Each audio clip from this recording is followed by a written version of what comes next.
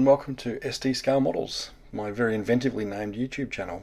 Thanks for stopping by. I'm very excited to bring you my first bit of content, and even more excited to be featuring a fantastic interview and an incredible model. So please stick around, and I hope you enjoy what's to come.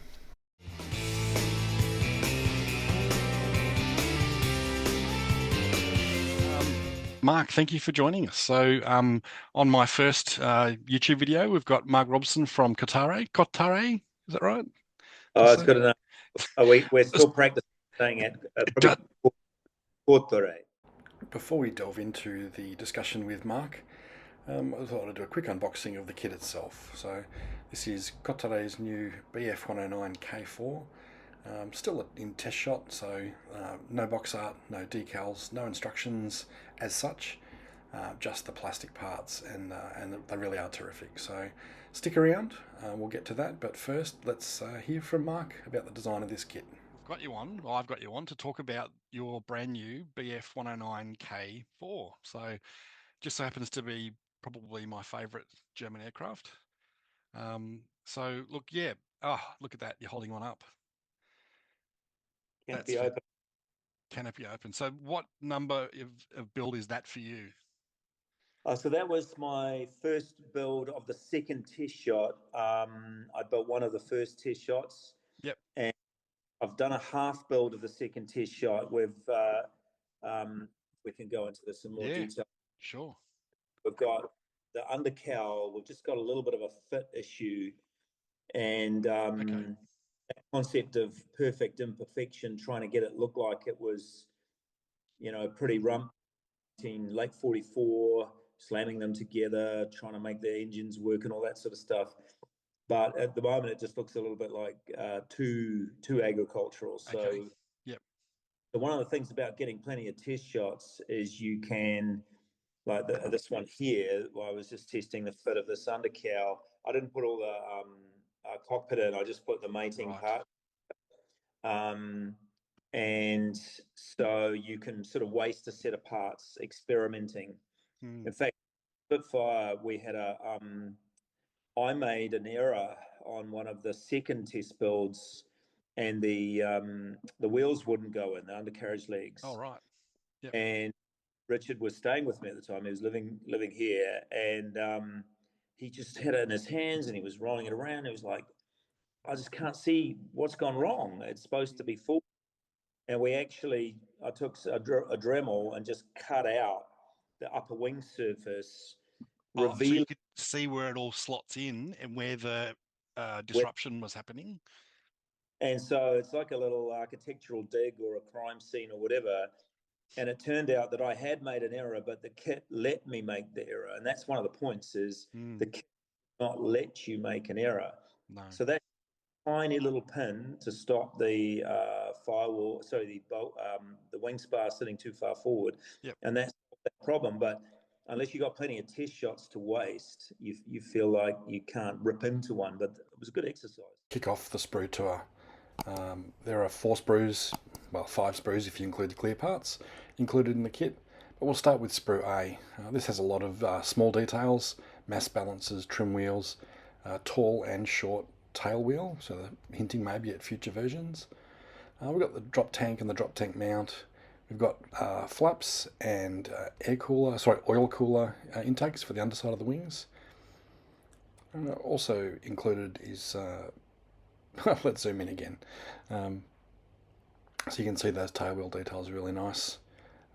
There are your oil coolers, or radiators under the wings. I don't know why I called them oil coolers. Anyway, drop tank, really nice detail on the drop tank.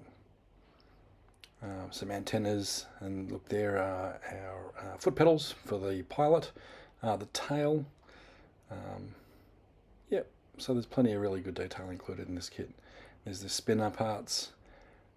As we move over to the seat pan, so the kit comes with 2 seat pans, one with the seat belts included and one without, which is a pretty cool inclusion, I reckon. So how many test shots, will you traditionally do? I know that you've had a few releases, so how many test shots will you get done, depending?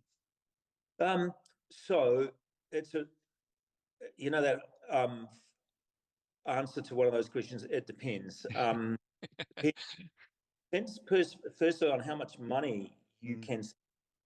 can, because each round of test shots doesn't necessarily cost money from the manufacturer of the mold, unless we're changing things, which we are. Mm. Like just found one panel on the 109 that new set of photos would probably, it's only like 2 millimeters out, Right. about $1,200 to move it, because we designed it like that. It's not the manufacturer's fault, Sure. but we're gonna do it. It's like this thing's going to be in molding for 20, 30, 40 years. I don't want to be Mm. looking at it for one going, oh, I wish we'd hadn't moved that. I wish we'd moved that panel. Yeah, So absolutely.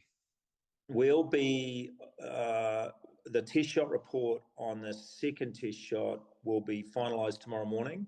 Okay. Yep. Markedly fewer things to fix, some of which, as I've just said, are our choice.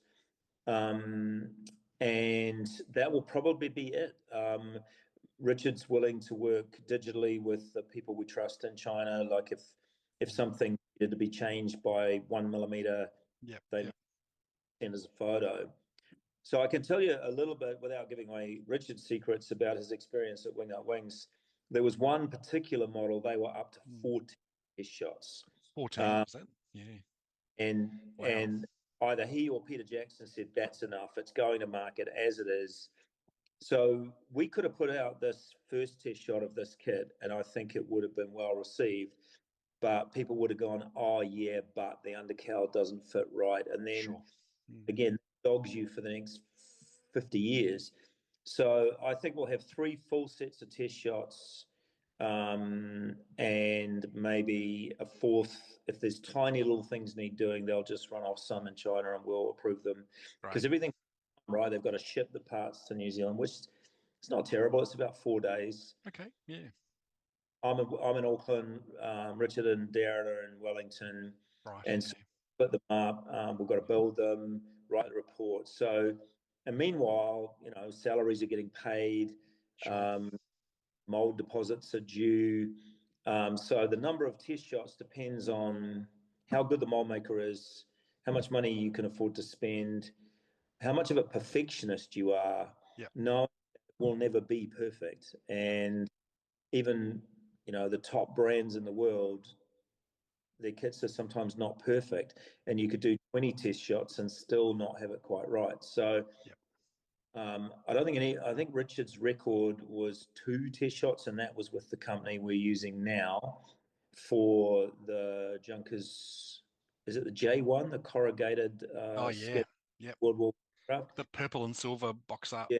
one. Yeah. Yep. And that's why we went back to the company we're using for the Messerschmitt, because Richard had such a good experience with them. Okay. Oh right. So it's a different injection molding company than the Spitfires. Yeah, yeah. Yep. I had a good relationship with the Spitfire mold maker, although I may tell a story as the next few weeks unfold.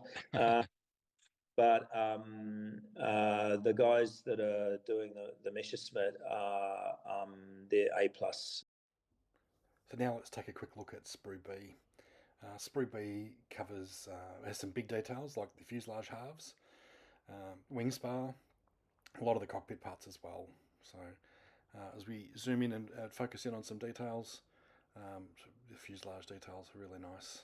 No riveting, and that's a decision that Kotare leaned into with this kit, and Mark will go into some detail on that later on. This sprue also covers a lot of the tiny cockpit parts as well, throttle quadrants, that sort of stuff. The joystick, the tail wheel innards, the details of the inside of the tail wheel, and there's your cockpit floor and your starboard side cockpit panel. And then moving across, we see there's the wing spar and the closed and open tailwheel doors. More cockpit details, so that's your port side cockpit wall, and also some exhaust parts there as well. So really nice detail, including drilled out ends. So I just make that a bit easier to see. Drilled out ends in the exhaust pipes, which is pretty great. And this part here is the cockpit sill. which is a really nice piece of engineering. And there's the rear wall behind the pilot. You get a choice of two there, and in the corner here is the I guess the butt end of the nose-mounted cannon. And we'll spin this over just to have a look at the exhaust pipes again. Nicely drilled out. You could always drill it out a little bit further, and I will yet to see the 3D parts, and I imagine they'll be very nice as well. And so this is the inner tray for where the cowling mounted guns sit. That's a neat bit of engineering as well. So inside of the fuselage halves are relatively bare. The starboard side has some detail, and that's, I guess, the detail that's behind the pilot's oxygen pipe. So more will be seen when we get to putting it together. So how long does it take from, I guess, the kernel of idea for, hey, let's do a 109 to, potentially the sort of release day type thing? Yeah. The quickest I think we'll achieve it. The Hurricane, let's say from the first day that Darren started designing it, yep, to getting it on the market will be 20 months, 22 months, something like that. Geez. Okay. Yeah. So it's quite a bit of time. Yeah. So it's over a year of design time for a 30-second scale. Darren works 80% time. He's not 100%, but he's a very good worker. And then the kernel of the idea has to be thought of before your designer has finished their current project. Right. Because you get the research resource so that on day one they have at least a reasonable suite of drawings, photographs. Yep. And that's where Richard is massively brilliant and efficient. Our archive is just a thing of beauty. Yeah. And he's got it organized and categorized in multiple different ways. You can search, I better not give away all his secrets, but like you can search highest res photo, all color photos, or undercarriage, all JG52. All the photos pop up in that category. So he likes to have that very well populated before his first day. So we're debating subjects that Darren or Radu or hopefully third designer won't put on for another 6 months, because we've got to start acquiring the data. Does that make sense? It does, yeah. And so you mentioned Radu, so different designer for the 109? Yeah, so we're very fortunate to have the services of Radu Brinzan, who a lot of modelers will know his name. So Radu is originally from Romania, but has lived in Ireland for at least 20 years. He started his own company a long time ago called RB Productions. He was one of the first to do a riveting tool. Yes. Did a lot of photo edge, did his own decals. He did at least one kit. He'll kill me because I can't remember what it was. He did a lot of work for MDC as well. I did resin updates for a bunch of different things in 30-second scale. Yeah. And he's a contractor, so he designs for major companies, and I won't share his secrets, but people in the know will know. And his name's really well established. Yeah. So a couple of very well-known kits. And so he and I started talking not long after Darren and Richard came on board. And so he started designing the K at the end of 21. Right. And because he's doing other jobs for other people, it was part-time. There was a rush. And then we had a period where I'll be completely honest, money was tight. Sure. We couldn't pay the mold deposit. And then my very good tennis buddy, Mark Robson, has come in as an investor, and he's effectively a shareholder in the 109 project. And he's allowed it to push forward. So Radu is currently working for other people, but he'll be starting another project. So without wanting to be teasing, there's another complete project from Radu in the bank. Right. Ready. Yep. And you heard it here first. And he'll start designing yet another subject for us later this year. Wonderful. And hoping to employ another full-time designer in Wellington. If the 109 goes well, if the 5B goes well, we'd like to have a design office in Wellington. Yep. So I'm going off topic here, but yeah. No, everything's on topic. This is all fantastic stuff. So. Yeah. I there's 60 or 80 or 100 models I want to do before I die. So we've got to build momentum. You need designers, because if it takes a year to design something and a year to produce it, the cycle's pretty long, right? So now let's have a look at Sprue D. This sprue covers off the wings, upper and lower wing surfaces, and the gear bays. This also includes the leading edge slats, which come obviously as a 2-part deployed or 1-part retracted. And these get trapped between the wing halves by, looks like pegs, which is a pretty groovy way of doing it. Looking at the upper wing surfaces, you'll note that there are small protrusions. These are the gear down indicator pegs, if you like. They're molded in, which is a good, pretty cool feature, I guess. Looking at the lower wing surfaces now, there's a really nice detail here. Slightly raised surfaces, which Mark does go into later in the interview, with some lovely rivet or fastener detail on those. Ejector chute detail as well. These are the gear bay inserts that go in, get trapped between the wing surfaces, which are really nicely detailed. Some lovely rivet detail in there. Flipping this over, the inside of the wing surfaces are pretty plain, but obviously the inserts will capture the detail nicely. Finally, we look at the outer gear doors for the main gear bay. That's it for this sprue. Now let's get back to Mark. Were there any sort of real big design decisions you made with the 109? Do you sort of different than maybe you made with the Spitfires? Well, you are working with a different designer, and you've got to respect their ethos and their habits. Like, for instance, Radu likes little tabs along the fuselage edges rather than pins and holes. I'm not convinced. We'll see what comes up in the next one. Little tiny things like that. Radu thinks like us in the sense that he's not a big fan of riveting everything, so that was no hard. We're not riveters, not in 32nd scale anyway. Yep. And one of the hardest things was because Richard ran most of the K project from my house, so they had to meet online at like 8 in the morning or 8 at night because Radu's in Ireland. And Richard's learned to run these guys digitally. So the Spitfire was all designed with Richard living at my house in Auckland and Darren living in Wellington. Great. They were online every day, chucking ideas back and forth, sharing screens, etc. Yep. And Richard's back in Wellington. They still, at least half the time, they don't meet in person. They do it all over. Yeah. So with Radu, he's very open to innovation. He and I sort of worked up this idea for the slats and the slat wells, and he wasn't like, oh, well, nobody's ever done it like that. He's going, let's see if it worked, and I think it works. So, yeah, he's a very talented designer.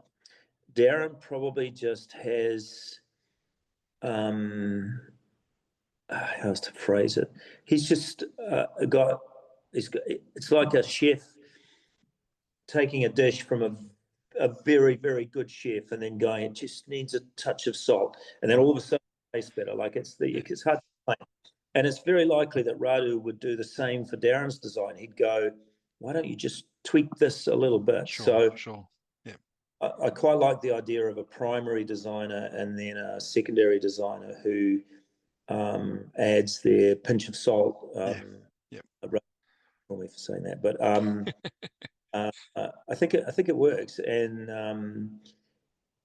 you know what it's like when you living and breathing a project. Yes.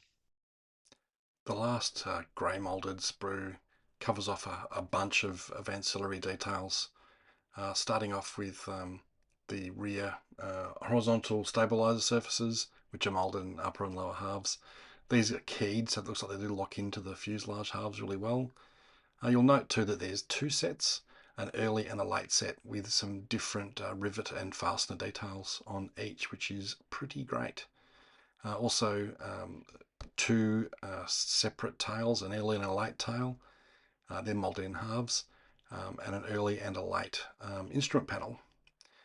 This is the early side, and I haven't really looked too closely at these yet to sort of pick out the details. Then we get some bulged and flattened main gear wheels. There are the inserts for the radiators and the halves of the supercharger intake, and that's the lower cowl, which is beautifully detailed. Lovely panel line detail there.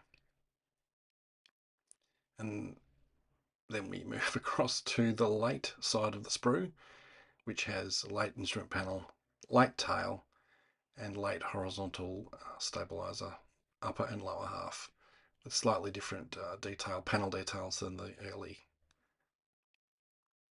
So loads of detail on these parts. And then we move on to the final sprue, which is the clear parts. If I could move a bit faster, take these out of the bag. These are crisp and super thin and crystal clear.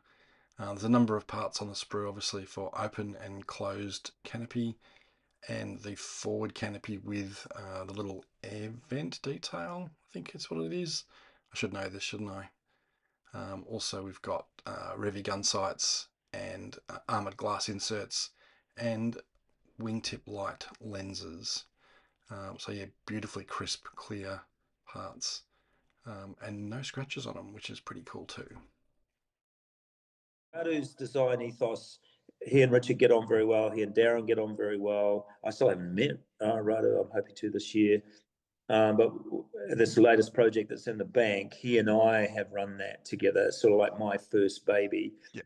And, we'd meet once or twice a week at 9 o'clock at night, my time. And it works. Radu is very passionate. And so sometimes there'll be a fair amount of politics and yes.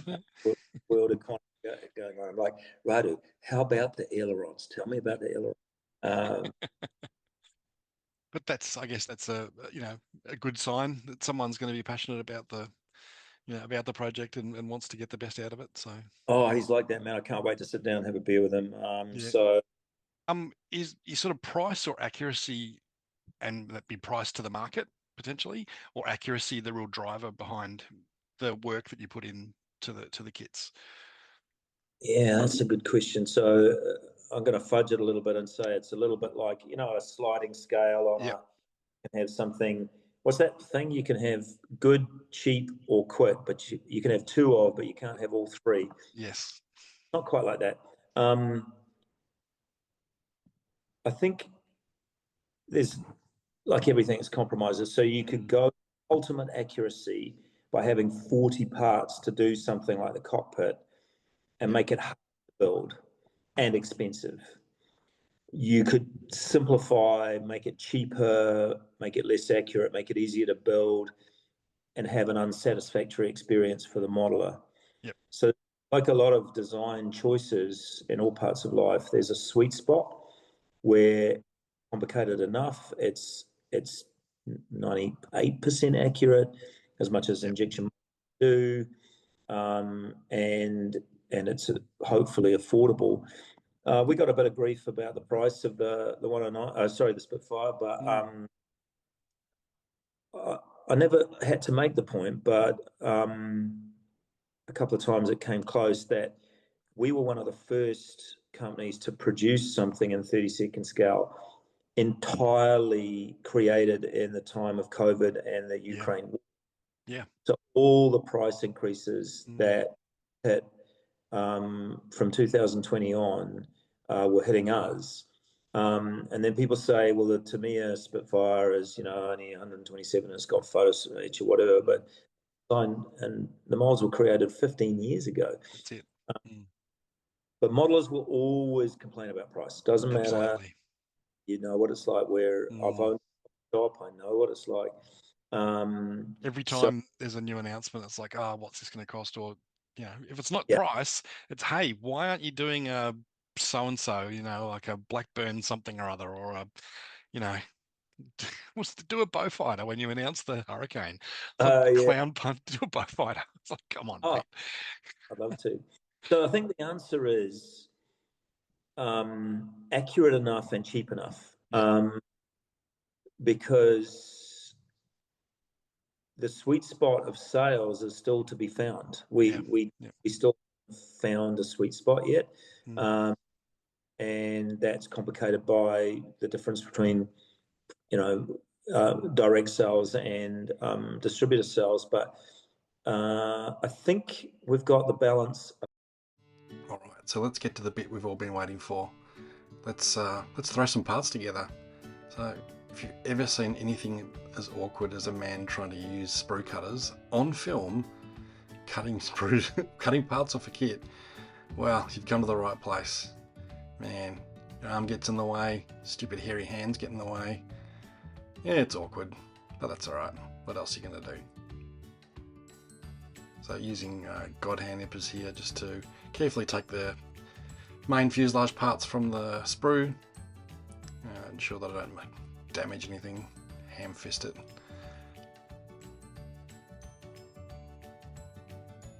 And carefully nip the tiny little sprue tags off the sprue.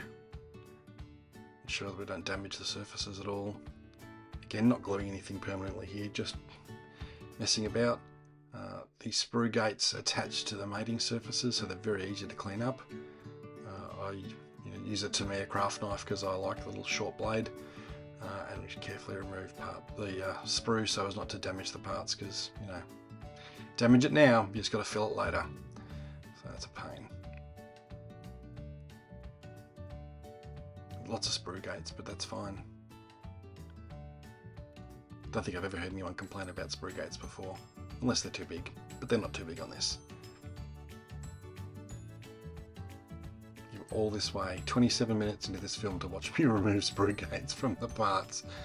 You're keen. But thanks for sticking around. Alright, it's a quick sand with the sanding stick, really just to make sure the mating surfaces are fine.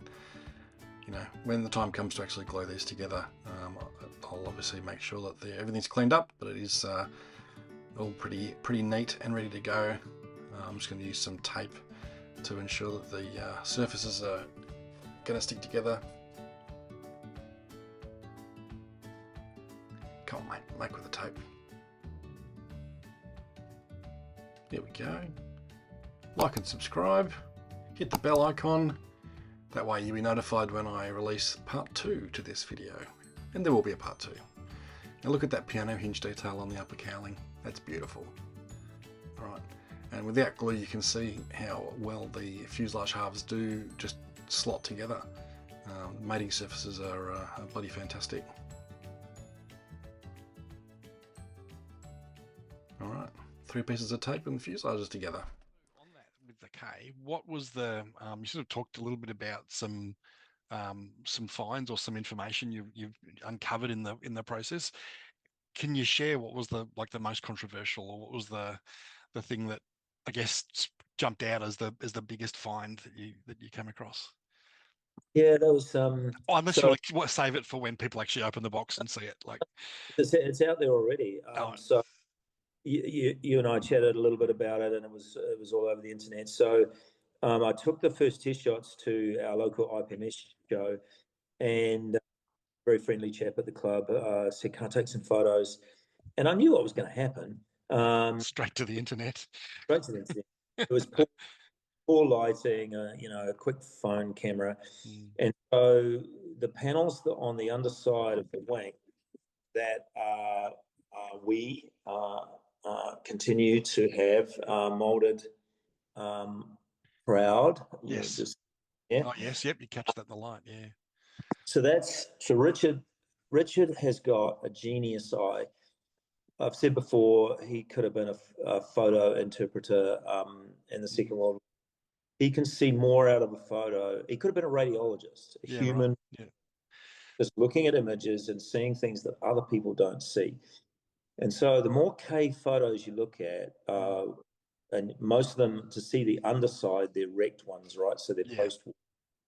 And you notice there's always those really grimy rectangles around the two panels. And then you've got those fasteners.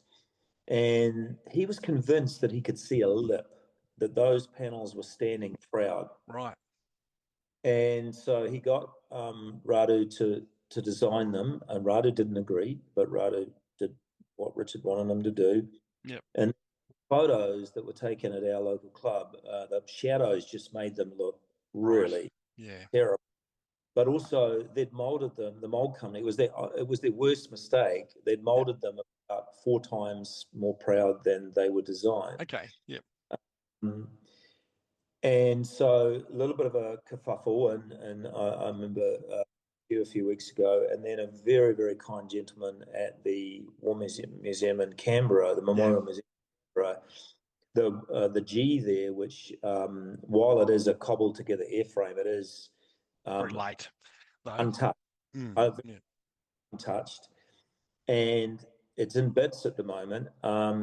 While they do that massive rebuild, it's so high up on a pole again, to my mind, unfortunately. So we've almost got like a once in a lifetime chance to get close up photos.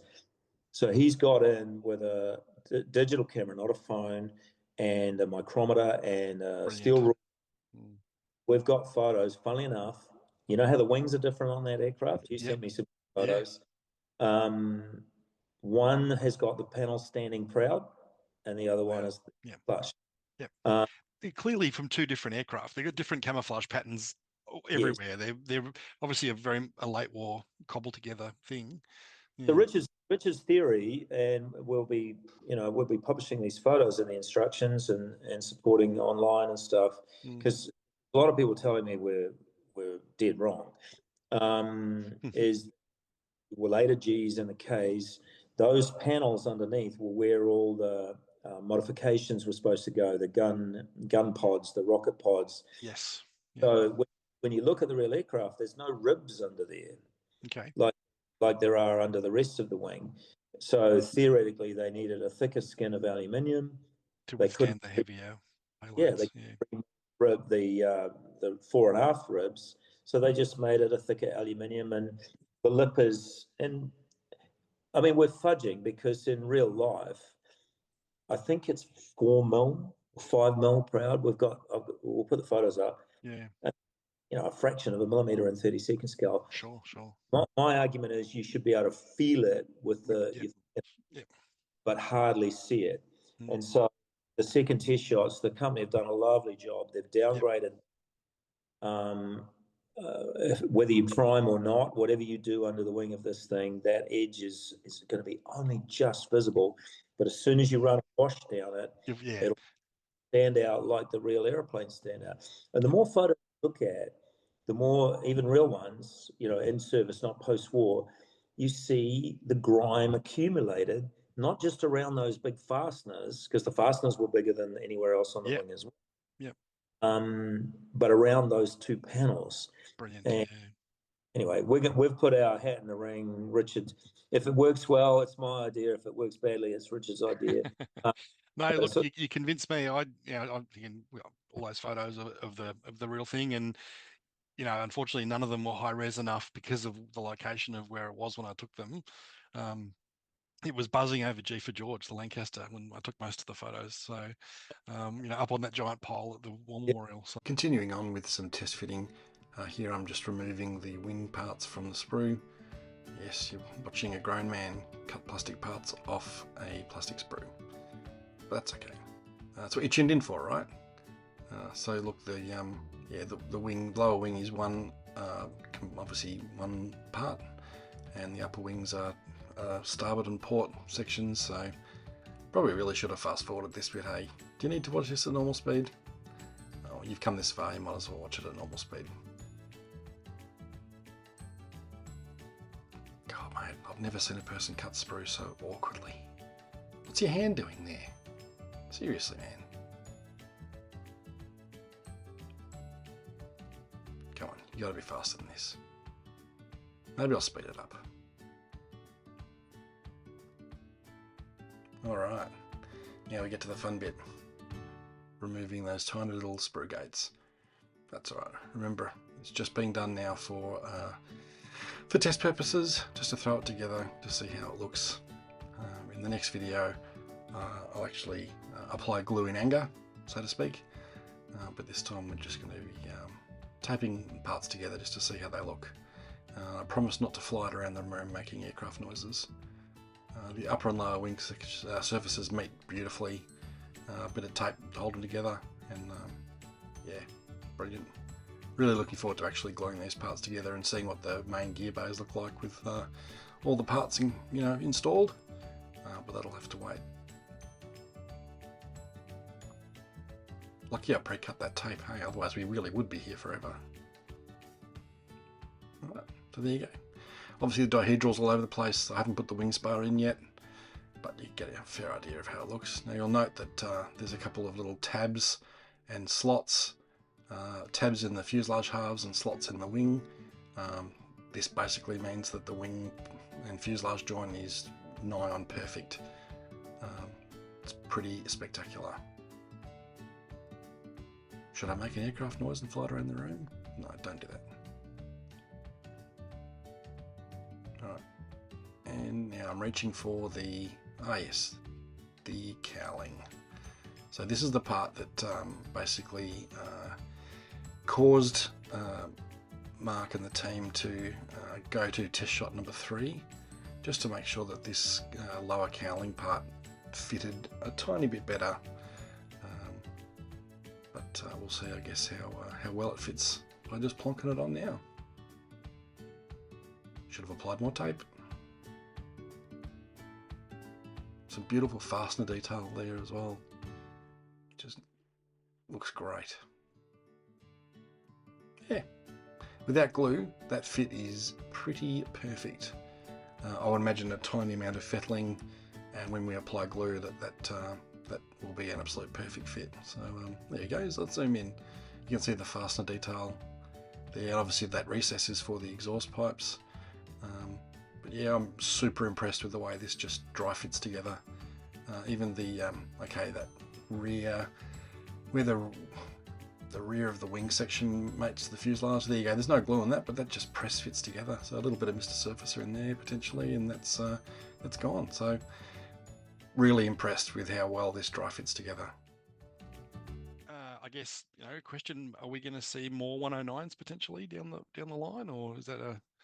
This is going to sound weird coming from the owner of the company. If it's got anything to do with me, yes. So my second favourite 109 is the E. Yeah, sure. Yeah. And the K, it just had this mystique. And Richard and I were sitting in my living room. We're probably watching Detectorists or something like that, where he introduced me to that amazing series. And we're like, okay, what else are we going to do? We've got Spitfires out the wazoo. Radu does German. What are we going to do?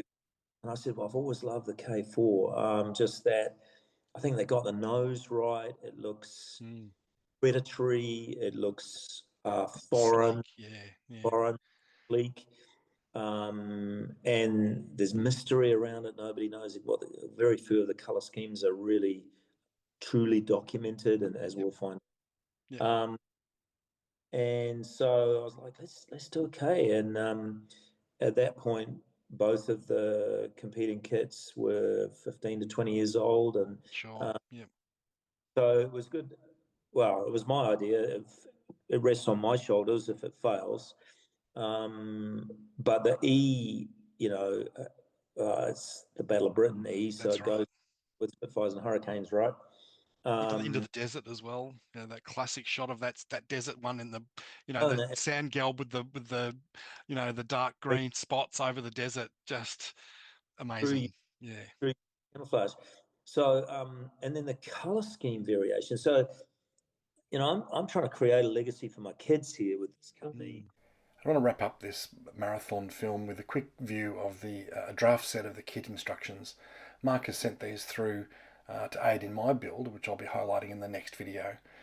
As you can see, there's a lot of detail missing, no colour callouts, but that will certainly help. So thanks for sticking around this far. Please hit like and subscribe. Leave a comment below. I'm really keen for your feedback. So if you've made it this far, thanks for watching.